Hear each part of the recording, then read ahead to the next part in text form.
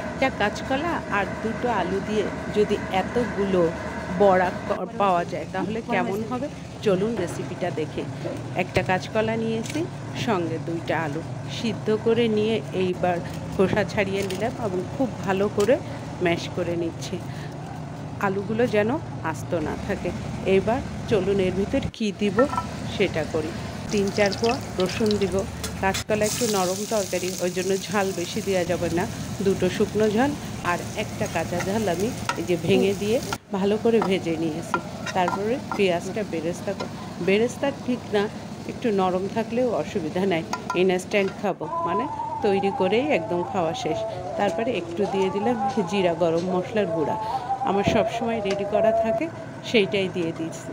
তারপরে একটু ধনেপাতা আর 2টো টোস্টের গুঁড়া, আর সঙ্গে একটা ডিম আর পরিমাণ মতো লবণ দিয়ে খুব ভালোভাবে মাখিয়ে নিয়েছি।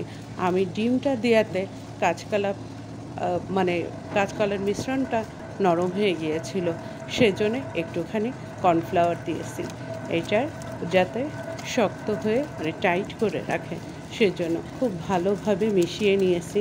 তারপরেও নরম হয়েছিল। এইবার হাতে সামান্য একটু তেল মাখিয়ে তারপরে কাবাব বা বড়ার আকৃতি করে নিব। তেল মাখিয়ে নিলে সহজেই উঠে যাবে। তারপরে যে অল্প তেল দিয়ে দিবে প্যানে, সেই অল্প তেলে এবার একে একে করে দিয়ে আস্তে জালে ভেজে দেবো। যেহেতু এখানে ডিম দিয়েছি ওই জন্য ভেতরে কাঁচা থাকতে পারে, সেজন্য অল্প আঁচে ভেজে নিব।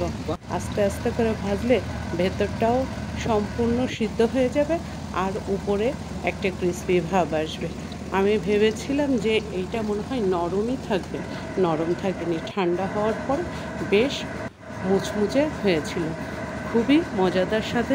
খেতে যেমন মুচমুচে হয়েছিল তেমন স্বাদের, মজাদার এই কলার বড়া।